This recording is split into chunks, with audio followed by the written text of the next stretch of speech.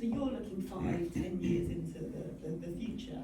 What are the big travel trends that are going to be defining for us? Yes, well... Can you summarise a few of them? Yeah, I appreciate it's a massive question, the presentation is so no, I mean, I gave this some thought, and obviously I know we've only got a couple of minutes, but I feel like we're going to be entering the age of ego. So, on the one hand, rightly so, we've been talking a lot about sustainability and responsible travel, but at the same time, you're going to see huge amount of wealth emerging, especially in Asia.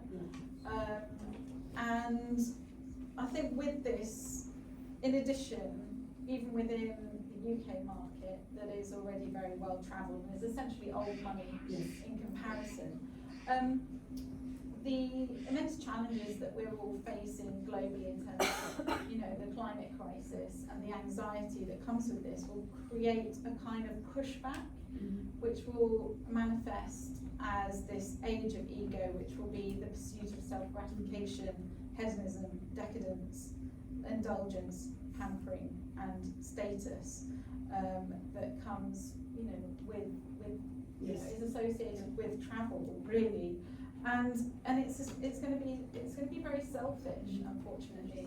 I suspect. I think we were talking about fragility in the earlier report. I think also what we've seen is that human beings are incredibly resilient. And with that comes this denial, essentially.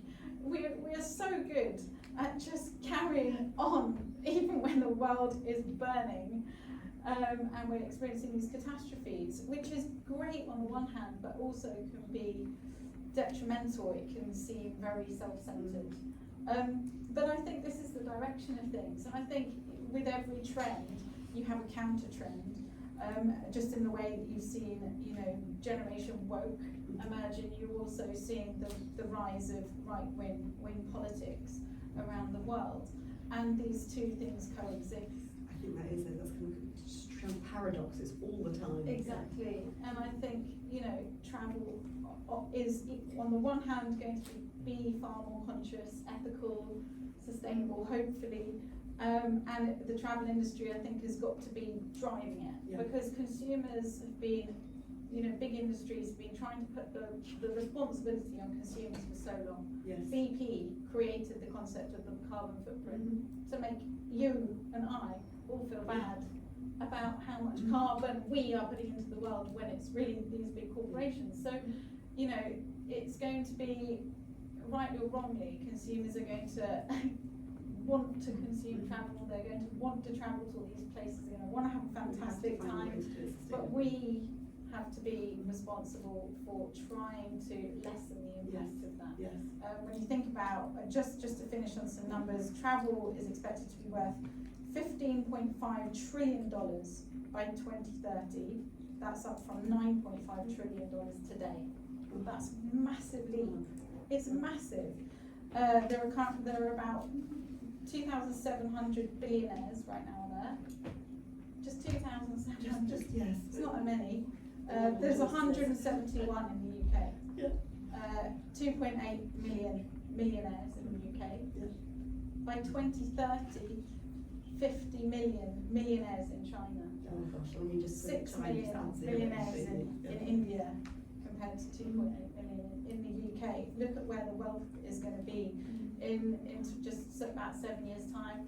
About 13% of the population of Singapore will be dollar millionaires. There is a lot of money coming out of this world, and most of these people are going to want, to spend it on travel and staying as many places. And you talked about kind of stellar travel as well. Well, goodness, exactly. I mean, space travel, it's amazing. It's not in the news more, but Virgin Atlantic has launched its first commercial flights this year with paying customers.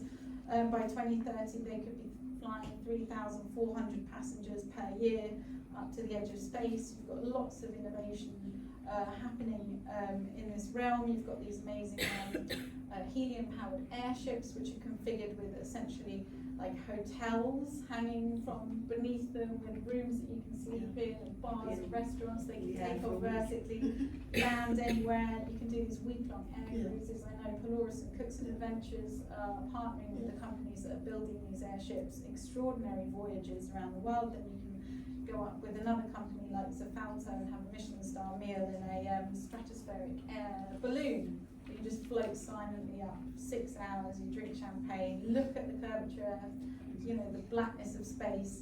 Extraordinary experiences are coming our way. Lots of wonderful things to spend money on. With that inspiration, I think we're going to have to wrap up, so I'm getting Bethany furiously waiting.